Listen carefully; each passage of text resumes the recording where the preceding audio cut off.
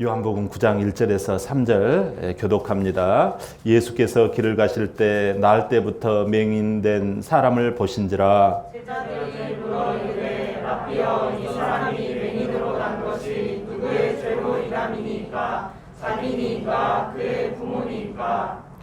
다 함께 예수께서 대답하시되 이 사람이나 그 부모의 죄로 인한 것이 아니 그에게서 하나님이 하시는 일을 나타내고자 하심이라. 아멘. 오늘 우리에게 주시는 말씀의 제목 같이 한번 고백합니다. 시작. 하나님이 하시는 일. 다시 한번요. 하나님이 하시는 일. 하나님이 하시는 일. 여러분, 포르투갈의 로카라는 지역이 있어요. 이 항구 쪽인데요. 이 포르투갈은 굉장히 이 자살이 많은 지역이 이 로카가 그 중에 하나이기도 하다고 해요. 근데 이 로카라고 하는 지역은 이 쭉 가다가 보면 포르투갈에서 이 맨 마지막 끝쪽 서쪽 끝에 이렇게 붙어 있다고 그래요. 그래가지고 이 서쪽 끝에 로카라는 지역 보면은 이걸 뭐라고 곳이라고 하잖아요. 이렇게 툭 튀어나온 해안가에 이렇게 툭 튀어나온 곳, 이것을 곳이라고 하잖아요. 이 곳 끝 지역에 로카라고 하는 지역이 있어요. 거기에 큰 이렇게 비석이 세워져 있는데 그 비석에는 이렇게 쓰여져 있다고 해요. 땅이 끝나고 바다가 시작됩니다. 이렇게 돼 있다고 그래요. 그것을 바라보면서 사람들이 여기가 이 비석이 있는 걸 보니까 이제 땅이 끝났구나. 여기가 끝이구나. 이렇게 생각해서 인생을 그냥 접고 그냥 자살하고 죽는 그런 경우가 있다고 해요. 이제 뭐 끝인데. 이렇게 세상을 이리저리 세상을 돌아다니며 구경하며 살다가 어디에서 위로를 받을까 하다가 이 로카라는 지역에서 이 큰 비석에 쓰여진 땅이 끝나고 바다가 시작된다. 이걸 보고서 끝이구나 하고서 죽는다고 그래요. 포르투갈의 이 10대 자살률은 특별히 세계적으로 유명합니다. 여러분, 그런데 어떤 사람이 이 로카라는 지역에 도달합니다. 그래가지고 딱 보니까 이 로카라는 지역은 어떤 곳인고 하니 그곳에 비문이 쓰여져 있어요. 땅이 끝나고 바다가 시작됩니다. 그렇구나. 바다가 나를 부르는구나. 이제 좀 살 맛이 나네. 땅이 끝났으니 이제 바다를 향해서 내 가슴을 좀 펼쳐봐야 되겠다. 이렇게 여기고 거기에서 그냥 이 용기 백배에서 삶의 의욕을 잃었던 사람이 삶의 의욕이 일어나고 막 기력이 솟아나는 그러한 사람이 있다고 해요. 그 중에 한 사람이 여러분 저기 저기 어디예요? 남아프리카의 그 희망봉을 발견했던 또 그쪽 대륙을 개척해 나갔던 바스코 다가마, 이 사람이 그 중에 한 사람이 로카에서 자기 가슴을 열고 자기 마음을 열고 이제 땅이 끝났으니 바다로 한번 시작해 보자. 이렇게 해서 앞으로 전진해 나가서 그는 아주 그 지역과 그 일대와 가문에서 아주 뛰어난 사람이 되었습니다. 뿐만 아니에요. 포르투갈에서 바스코 다가마 하면요, 모를 사람이 없을 정도로, 심지어 세계 가운데도 포르투갈을 높이 올렸던 사람이 이 사람인 것입니다. 믿음도 여러분 마찬가지예요. 믿음도 땅이 끝나고 바다가 시작되는구나. 이것을 어떻게 받아들이는가 하는 것이 믿음이에요. 오늘 본문은 실로암 연못 그 맹인의 이야기예요. 그 앞부분이에요. 그러니까 지금 실로암 연못이 안 나오니까 낯설어 보일 거예요. 예수님이 길을 가시다가 이제 이 길을 가시다가 이 맹인을 주목해서 봅니다. 가만히 보니까 이 맹인이 날 때부터 맹인인 거예요. 그러니까 제자들이 지나가다가 예수님이 쳐다보니까 제자들도 쳐다봐요. 그래서 제자들이 불쑥 말을 합니다. 예수님, 저 사람이 맹인이 된 것, 소경이 된 것이 부모의 탓입니까? 자기 자신의 탓입니까? 누구 탓입니까? 하고 이렇게 물어보는 거예요. 다시 말하면 부모가 죄가 많아서 저렇게 날 때부터 저렇게 궁상을 떠는 저 인간이 되었습니까? 아니면 자기가 뭔가 모질해가지고 뭔가 죄가 있어가지고 저런 비참한 운명, 저런 신세가 된 겁니까? 하는 거죠. 그러자 주님이 하시는 말씀이 이 말씀이에요. 하나님이 하시는 일을 나타내고자 한다고 말씀해요. 예수 그리스도께서 맹인을 고쳐주시는 이야기는 많이 나와요. 마태복음 9장에 보면 여러분 다 잘 아시는 그 사람 있잖아요. 소경 바디메오, 맹인 바디메오. 또 15장에서 보면 이 다리 저는 사람과 함께 나타났던 이 맹인, 그것도 예수님이 고쳐주시잖아요. 또 22장에서 보면은 앞을 못 보는 소경일 뿐만 아니라 또 뭐가 안 되는 거 아니? 말을 못하는 맹인. 이 사람을 예수님이 또 고쳐주세요. 여러분 기억나실 거예요. 이런 분들을 이렇게 고쳐주시거든요. 근데 이제 오늘은요 좀 독특해요. 이 사람이 좀 독특한 어떤 사람인 거 아니? 아니 날 때부터 세상에 맹인이라는 거예요. 다른 사람들은 어찌어찌 해가지고 맹인이 됐다고 하는데 이 사람은 태어나자마자 맹인이니까요. 그 운명이라고 하는 것이 그 사람의 입장에서 한번 생각해 봐요. 그 부모의 입장에서 한번 생각해 봐요. 이게 간단한 이야기입니까? 이게 뭐 그럴 수 있겠네. 사람이 그럴 팔자니까 그렇지 뭐. 이렇게 쉽게도 생각할 수 있을지 몰라요. 그러나 오늘 이야기가 이 말씀이에요. 이거에 대한 거예요.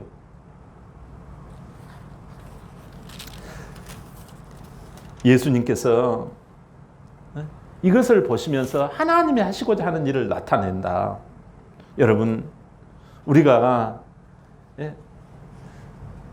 당시에는 하나님이 하시고자 하는 일을 나타내기 전에 당시에 어떤 이 운명관이 있었어요. 그러니까 세상을 바라보는 어떤 이 관이 있었단 말이지요. 견해가 있었단 말이죠. 당시 이 예수님이 살던 시대에는 세 개 크게 대별해서 3개 정도의 이 그룹들이 있었어요.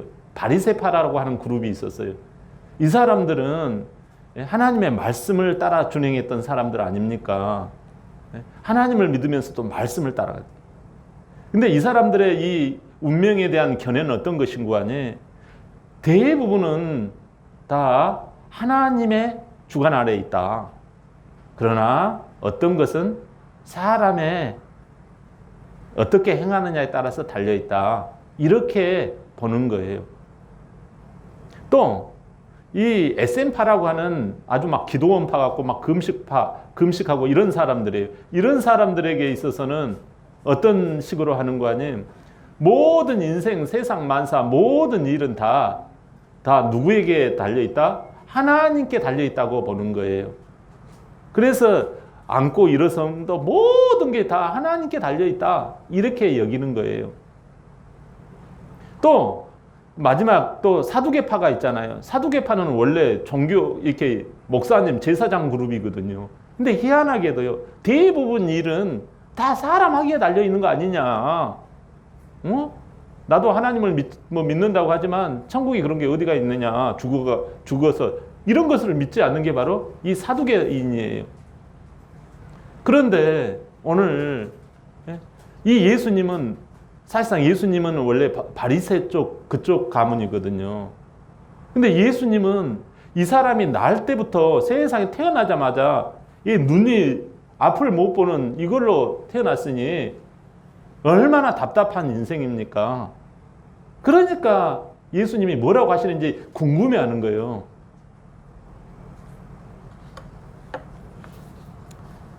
예수님께서 말씀하시는 것이 이 사람의 운명은 하나님께서 그 사람을 통해서 하나님의 일을 드러내신다. 이렇게 말씀을 하시는 거예요. 쉽게 말하면 하나님의 영광거리라는 거예요. 이게 이 맹인이 된 거예요. 하나님의 영광의 소재라는 거예요. 맹인의 저주의 땅이 끝나고 이제 회복의 바다가 시작된다라는 거예요. 누구를 통해서요? 예수 그리스도를 통해서 그렇게 된다라는 말씀이에요. 생각해 봅시다. 이 사람의 운명이 참 그렇잖아요. 여러분, 어떤 장애를 가지고 있는 자녀가 있다고 생각해 봐요. 정말 그 부모의 마음은요, 이루 헤아릴 수 없습니다. 저도 그런 분들을 종종 많이 알고 있거든요. 그런 분들 이야기하면요, 제가 이게 실제 녹화가 되니까 말을 차마 못하는데요. 우리의 상상을 넘어가도록 그 고통과 압박은 이루 말할 수가 없어요.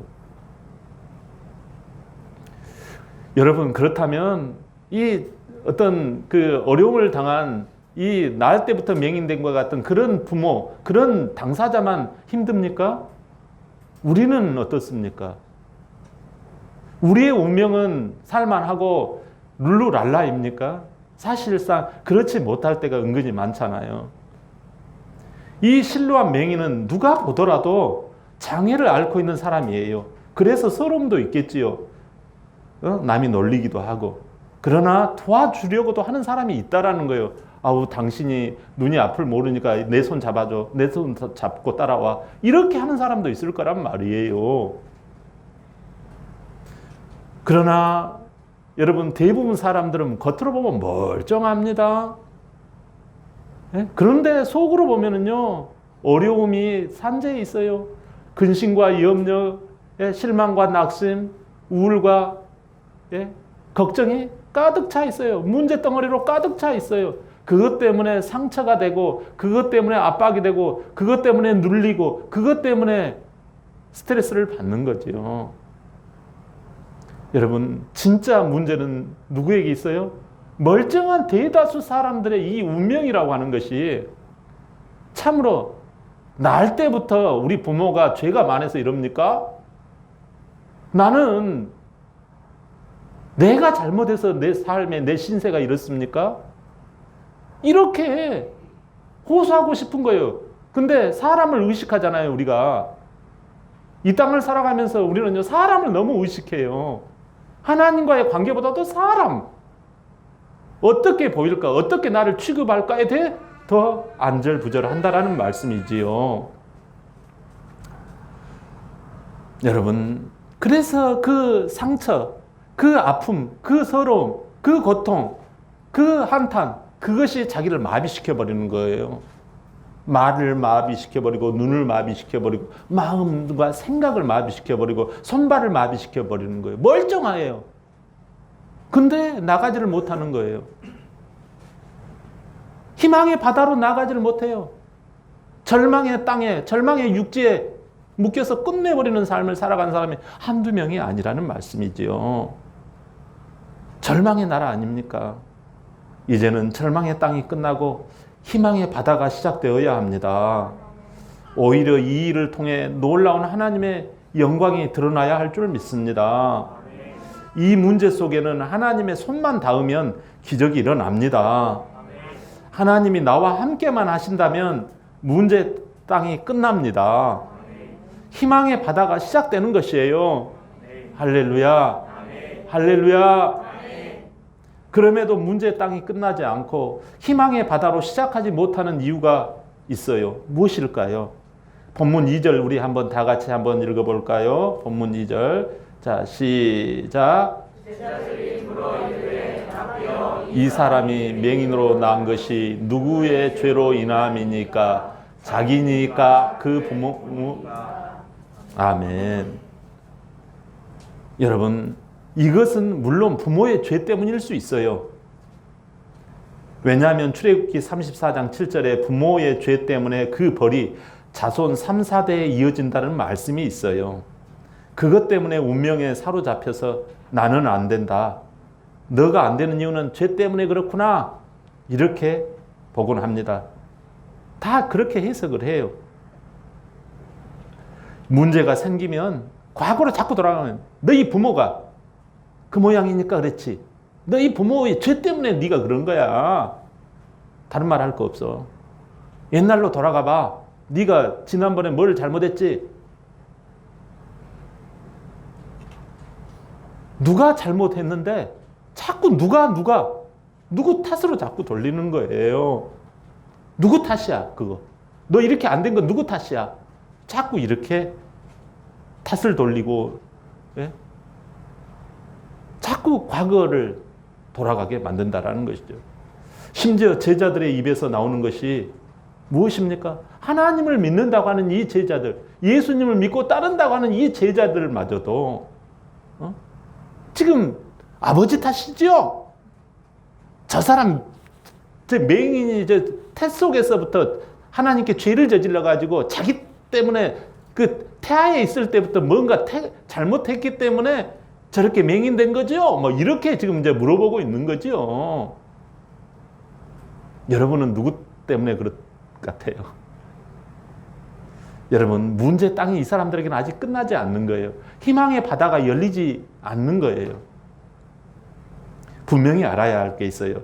조상의 죄를 그대로 이어받아 답습하는 경우가 있어요. 조상이 지은 죄가 안 고쳐지고 그대로 이어지는 경우는 그게 자녀 3, 4대까지 그대로 이어집니다. 그런 하나님의 벌이 있어요. 죄의 뿌리, 그 죄의 그 영향력이 그만큼 무섭다라는 뜻이에요, 이게. 한 번 부모가 죄를 지으면 자식은 별 수 없이 벌을 받아야 된다. 그런 뜻이 아니에요. 자식도 거기에 같이 똑같이 하면 그 벌이 그대로 이어진다라는 뜻이지요. 여러분, 에스겔 18장 20절 한번 볼까요? 에스겔 18장 20절. 자, 시작. 범죄하는 그 영혼은 죽을지라. 아들은 아버지의 죄악을 담당하지 아니할 것이요 아버지는 아들의 죄악을 담당하지 아니하리니 의인의 공의도 자기에게로 돌아가고 악인의 악도 자기에게로 돌아가리라. 아멘. 사탄 마귀는요, 늘상 핵심을 제대로 못 보게 만들어요. 그래서 시간을 허비하게 만들고요, 에너지, 물질 허비하게 자꾸 이렇게 만드는 거예요. 현실의 문제에 있어서 자꾸 누구 탓으로 돌려라, 이렇게 유혹을 해요. 저도 은근히 그게 많아요. 그래서 말씀을 이렇게 깨달으면서 말씀을 전하면서 다시 한번 내 자신의 마음을 새롭게 이렇게 다잡습니다. 하나님을 믿는다고 하는 사람들마저도 부지불식간에 그냥 밀어버리는 거예요. 왜? 그게 편하니까. 스트레스 받는데 그렇게라도 돌려놔야지 그냥 편한 거 아닌가. 사람들이 되게 그렇다는 거예요. 저만 그런가요? 네, 죄송합니다. 늘상 제가 좀 좋은 이야기를 이렇게 제 자신의 잘난 것을 좀 이렇게 자랑을 해야 되는데 우리는요 100년도 못 살잖아요. 여러분 옆에 돌아보세요. 옆에 이 사람들이 경쟁자들이 아니에요. 누구 탓으로 돌릴 만한 사람들이 아니에요. 이 사람들은 우리의 보너스들이에요. 서로 사랑해야 할 사람들이에요. 사랑하기에도 부족할 이 100년의 세월이에요. 그런데 우리는 죽을 때쯤 후회합니다. 내가 너를 조금 더 사랑할 걸 하면서 가버리는 거예요. 그럼 무슨 소용이 있어요? 그런데 자꾸 아버지 탓이다, 누구 탓이다, 자꾸 탓으로 돌리다가 문제의 핵심을 못 잡는 거지요. 여러분 요한복음 10장 10절 잘 아시잖아요. 도둑이 오는 것은 도둑질하고 죽이고 멸망시키려는 것뿐이요 라고 말씀해요. 도둑이 누구예요? 사탄 마귀잖아요. 자꾸요 우리끼리 치고받고 하게 만들어요. 이렇게 된 것은, 이렇게 안 좋은 것은 바로 너 탓이야, 부모 탓이야. 엄마 탓이야, 아빠 탓이야. 자꾸 그렇게 돌리도록 만든다라는 것이지요. 원망하고 탓하고 싸우다가 미래를 못 보게 만드는 거예요. 자꾸 과거만 쳐다보고 현실 타령만 하게 만드는 것이죠. 겉으로 보면 그럴싸해요. 절대 속지 마세요. 사단은 문제를 놓고 세상 사람들과 똑같이 해석하게 만들어요. 왜냐하면 이 땅은 어디 나라이기 때문에? 세상 나라이기 때문에. 세상 나라는요, 세상식으로 해석을 하는 거예요. 그게 바로 누구 탓이다, 누구 탓이다. 여러분, 우리는 이 땅을 살아도 하늘나라 시민인 줄 믿습니다. 빌립보서 3장 20절이에요. 시작. 그러나 우리의 시민권은 하늘에 있는지라 거기로부터 구원하는 자 곧 주 예수 그리스도를 기다리노니. 아멘. 여러분, 문제를 볼 때 이 땅의 방식으로 문제를 사람들은 다 풀려고 그래요. 누구 때문이다. 그 봐라, 그때 그러지 않았었냐 하고 과거를 또 꺼내옵니다. 그 잘난 그 과거 사진을 또 꺼내와가지고 그 봐라, 그럴 줄 알았다, 쌤통이다. 이렇게 하는 거지요. 여러분, 그렇게 해야지 우리가 그냥 이 힘든 세상에서 그냥 하는 거예요. 여러분, 이것은요, 이 내 운명은 맹인 운명이다. 다른 사람도 그렇고 누구도 그렇고 다 나한테 그런 식으로 이야기를 하더라. 내가 10명한테 물어보니까 다 그러더라. 아, 그거 맞지? 그러니까 나의 운명은 맹인 운명이 안 되는 운명이야. 안 되는 팔자야. 나는 절망 운명, 절망 인생 딱 정해졌어. 냅둬. 나는 못 고쳐. 놔두세요. 내 마음대로 하게 내두세요. 여러분, 이렇게 세상 나라 방식으로 사람들은 약간씩 다르지만 다 세상 해석으로 살아가요. 그러니 문제의 땅이 끝나지 않는 거지요. 희망의 바다가 되지 않는 거지요. 그렇다면 문제의 땅이 끝나고 희망의 바다가 시작되려면 어떻게 해야 할까요? 본문 1절 한번 볼까요? 1절. 본문 1절 열어보세요. 시작. 예수께서 길을 가실 때 나을 때부터 맹인된 사람을 보신지라. 아멘. 길 가실 때 사람을 보셨다라는 거죠. 이걸요, 자세히 이 헬라어를 찾아봤더니 길을 가시는 중에 예수님께서 능동적으로 보셨다라는 의미예요. 맹인이 그냥 이렇게 이 맹인이 그냥 슬쩍 그냥 차창에 그냥 나의 시야에 차창에 슬쩍 그냥 스쳐 지나가듯이 보았다라는 의미가 아니에요, 이게. 이 뜻은 바로 일부러 예수님이 주도적으로 그 사람을 주시해서 보셨다라는 의미예요. 예수 그리스도께서 맹인처럼 문제 만난 그 사람을 향하여 찾아오셨다라는 의미가 내포되어져 있습니다. 할렐루야. 그는 길을 가세요. 가시면서도 문제가 있는 이 맹인을 향하여 찾아오셨다라는 거예요. 그래서 실로암 연못에서 고쳐주신 거죠. 연못으로, 그 실로암 연못에 어두운 밤에 캄캄한 밤에 새벽을 찾아 떠난다. 종이 울리고 닭이 울어도 내 눈에는 오직 여러분, 그 찬양이 바로 이 맹인의 창인 그 대목이란 말이에요. 예수님이 실로암 그 맹인을 찾아오셨다라는 거예요. 보신지라가. 여러분, 이 자리에 나오신 예배를 드리신 여러분, 예배를 보시는 여러분, 하나님이 여러분 보시는 줄 믿습니다. 하나님이 어떻게 보셔요? 부족하지만 이 주의 사자를 통해서 말씀을 대언하게 하셔요. 그래서 그 말씀을 주시는 거예요. 할렐루야.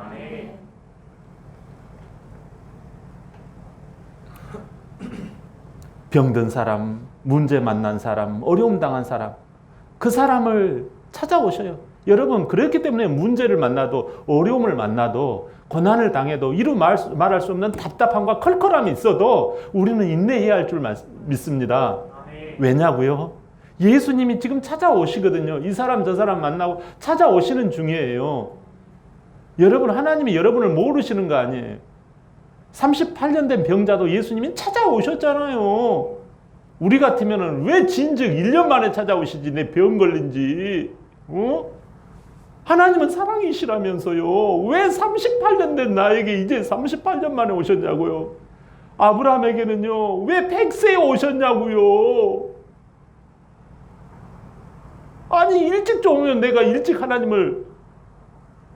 여러분, 이게요, 세상 사람들이 해석하려고 하니까 안 되는 거예요. 우리도 흔히 그런 말이 있잖아요. 세상 말로 대기만성이란 말이에요. 큰 그릇이 되려면요, 기다려야 된다라는 거예요. 여러분을 하나님이 크게 쓰시려고 하시는 그런, 하나님이 하시는 일이 있는데 왜 나는 종지기로 안 만들었어요? 왜 나는 자꾸, 나는 하나님의 말씀으로 나를 공격을 하고 나를 힘들게 해요? 그건요, 하나님께서요, 여러분에게 하나님이 하시는 일이 있어요. 아멘.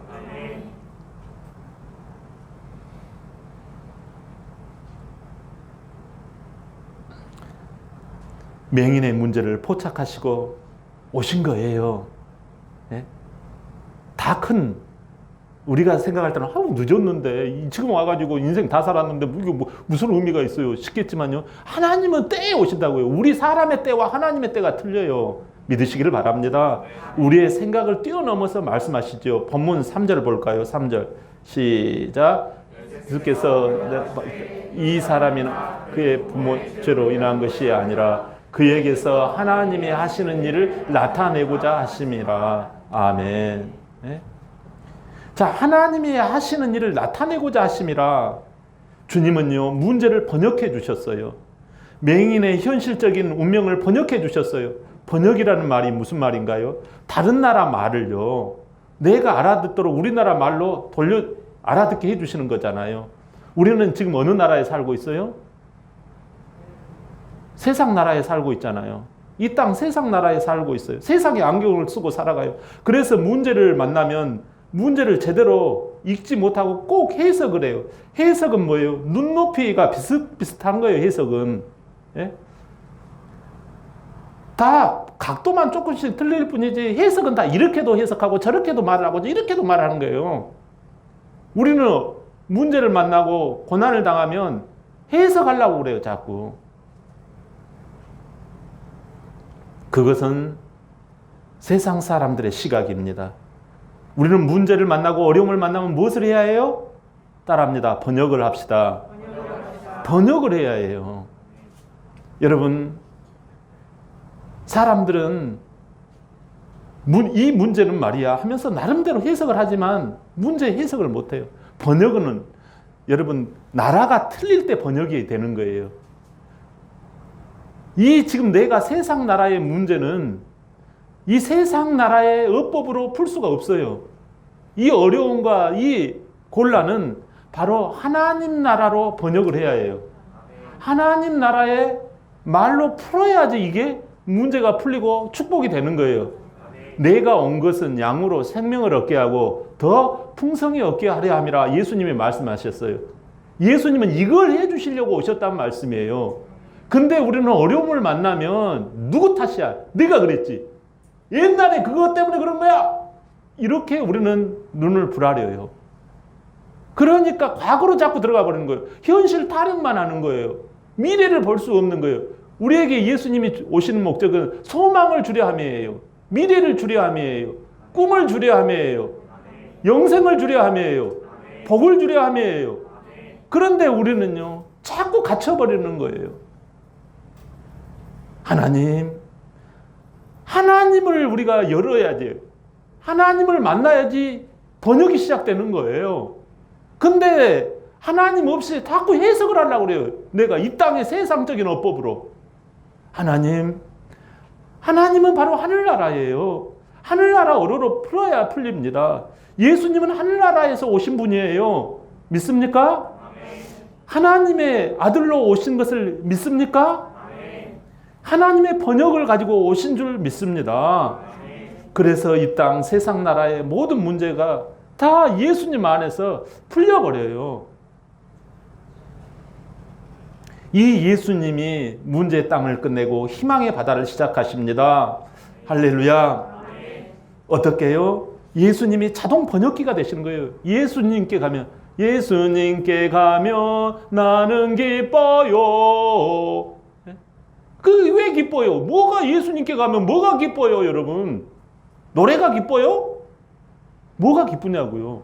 예수님께로 가면 생명을 얻고 더 풍성히 얻고 이게 자동 번역기가 돌아가니까 기쁜 거예요. 할렐루야.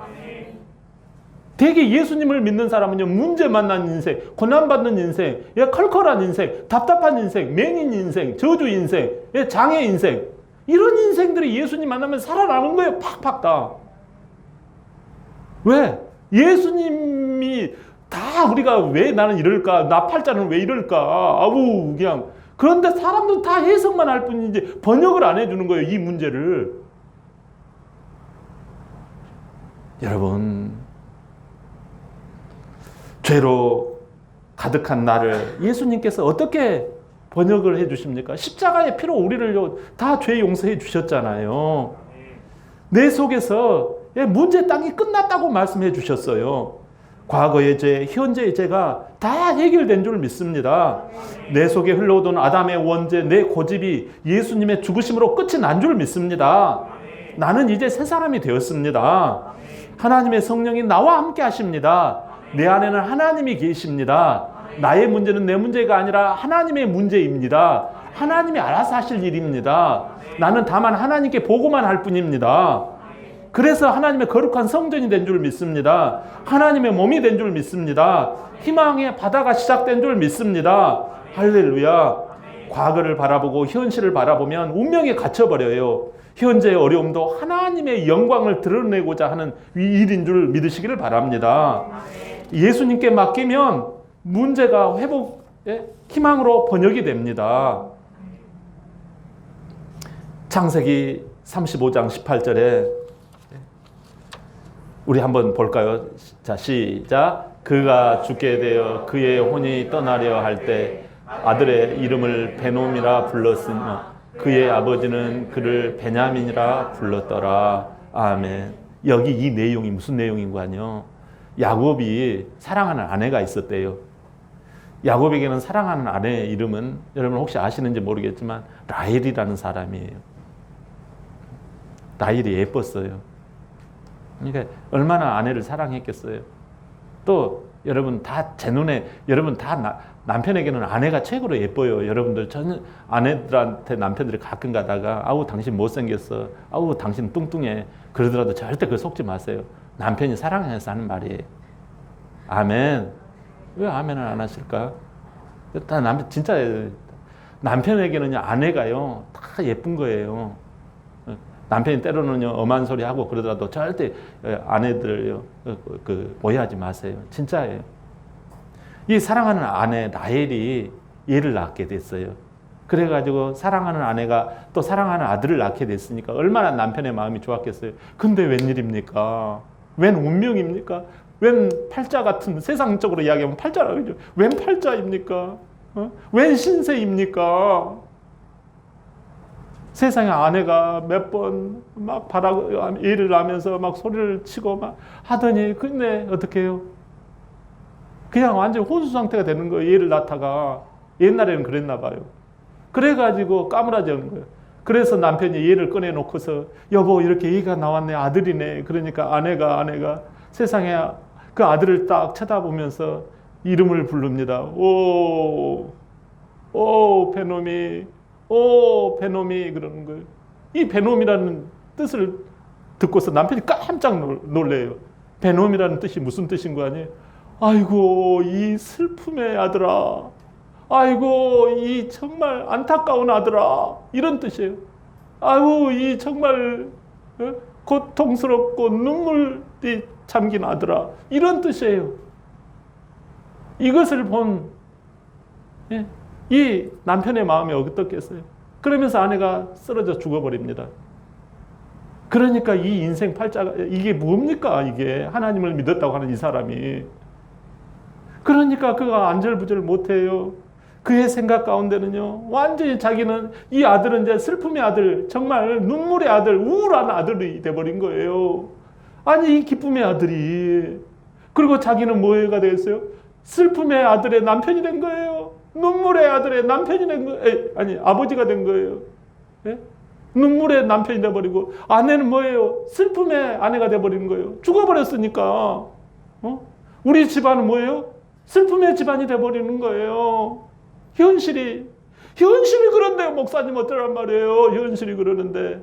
근데 야곱이 누굽니까? 믿음의 사람 아닙니까? 이 믿음의 사람이 순간 이 삶의 신세 운명 팔자를 하나님께 내놓고 번역을 기다립니다. 하나님, 나의 삶에 번역을 해 주시옵소서. 하나님, 이 베놈이 슬픔의 아들, 이 눈물의 아들, 이 고통의 아들을 하나님 번역해 주시옵소서 하니까 하나님께서 그에게 하나님이 번역을 해 주십니다. 그래가지고 하나님, 나의 삶 가운데서 한번 내가 주님 앞에서 이런 운명에 어떻게 해야 됩니까? 하나님, 내가 무엇을 배우기를 원합니까? 하니까 하나님이 그에게 딱 입에다가 말을 넣어줘요. 뭐라고 하는 이 이름을 베냐민이라 하라 하는 것입니다. 베냐민의 뜻이 무엇입니까? 베냐민의 뜻은 바로 하나님의 오른손의 아들이라는 뜻입니다. 오른손의 아들은요, 거의 비슷해요. 베노미하고 베냐민하고 거의 비슷하잖아요, 말이. 그러니까 그것을 듣고 베놈이라는 말을 듣고서 하나님하고 기도하였던 이 야곱에게 하나님은 뭐라고 말씀하냐? 베냐민, 오른손의 아들. 오른손은 여기에서 무엇을 말씀하는 거 아니에요? 오늘 말씀의 제목이잖아요. 하나님이 하시는 일을 하는 손, 이런 뜻이에요. 하나님이 일하시는 손, 이 뜻이 바로 이 베냐민이라는 거예요. 여러분, 그 삶의 운명이, 그 삶의 신세가 안 믿는 사람에게는 이 삶의 팔자가, 이 맹인의 팔자, 이 맹인의 신세, 그 신세가 하나님 앞에 번역을 맡겼더니, 하나님, 나에게 이 운명이 어떻게 된 일입니까? 내가 여기에서 하나님 무엇을 배우기를 원하십니까? 했더니 이름을 베냐민이라 하라.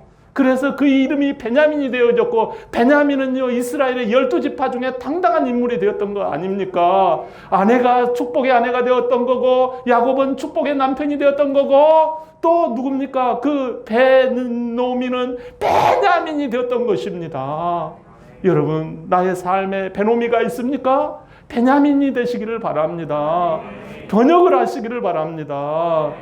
여러분, 우리가 과거를 바라보고 현실을 바라보면 운명에 갇힙니다. 현재의 어려움은 하나님의 영광을 드러내기 위한 일입니다. 하나님께 맡기면 문제가 희망으로 번역이 됩니다. 여러분, 예수 그리스도의 십자가의 죽으심을 어떻게 보십니까? 사람들은 예수님을 십자가에 죽을 때, 어떻게 죽이려고 할 때, 십자가에 죽일 때 다 그럽니다. 사람들이 듣고 싶어 했던 것, 사람이 기대했던 것과는 다른 말씀을 예수님이 하시자 그를 죽여버렸던 거예요. 우리에게는 듣고 싶은 이야기가 있어요. 그죠? 우리에게는 기대했던 것이 있어요. 근데 그 기대가 꺾여질 때 뭐라고 해요? 탓을 합니다. 너 탓이야 하면서 덤탱이를 씌우죠. 예수님이 와가지고 우리에게 먹을 거, 입을 거, 로마로부터 풀려나는 걸 원했거든요. 기대했거든요. 예수님은 그것과 상관없는 말씀을 하셨어요. 그러니까 사람들은 속았다 하고 죄를 누구 탓이야? 예수 탓이야 하고 그걸 뒤집어 씌웁니다. 그걸 죄목이 뭐예요? 세상 사람들은 예수를 죽이면서 하나님을 모독한 죄, 황제를 모독한 죄로 뒤집어서 해석을 해버립니다. 그래서 죽였던 거예요. 나름대로 다 해석을 해요. 아니, 예수님이 하나님을 믿는다고 하면서 비참하게 못에 찔려서 죽으셨대. 창에 허리를 찔려서 죽으셨대. 이게 무슨 기쁜 소식입니까? 이게 무슨 복음입니까, 여러분? 비참한 소식이죠. 징그러운 소식이죠. 교회 가기 싫은 소식이죠. 그러나 사랑하는 여러분, 예수님은 살려고 누구 탓을 했습니까? 과거에 내가 그토록 내가 너한테 그렇게 맹인도 고쳐주고 누구도 고쳐주었는데 네가 그렇게 할 수 있느냐? 이렇게 해석을 했습니까? 나는 죄 짓지 않았는데 하면서 원망을 했나요? 잠잠히 양처럼 받아들이셨어요. 이것은 예수님이 어떻게 하셨기 때문에 이걸 받아들이셨을까요? 이 비참한 나의 운명, 나의 신세를 십자가에서 찢겨 죽음 당하는 나의 신세를 어떻게 받아들이셨을까요? 어떻게 받아들이셨기 때문에 그걸 복으로 바꿨을까요?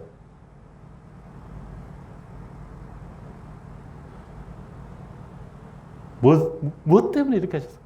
번역을 하셨던 거예요. 사랑하는 성도 여러분, 번역을 하십시오. 세상식으로는 여러분 해석을 할 뿐이에요. 하나님의 번역을 하십시오. 하나님, 어찌하여, 처음에는 자기도 해석을 하려고 했어요. 어찌하여 나를 버리시나이까? 이렇게 해석을 하기 시작해요. 내가 뭔 잘못이 있어요, 하나님? 아버지, 예수님 무슨 잘못이 있어서 십자가에서 죽어요? 내가 교회에서 무슨 뭘 잘못했다고 이런 수모를 당해요, 예를 들어. 그러나 그때 번역기를 확 돌리시기 시작하시잖아요. 하나님께 기도하시고, 아버지여 원하시면 내 뜻대로 마시고 아버지의 원대로 하여 주시옵소서. 하나님, 저들의 죄를 알지를 못하나이다.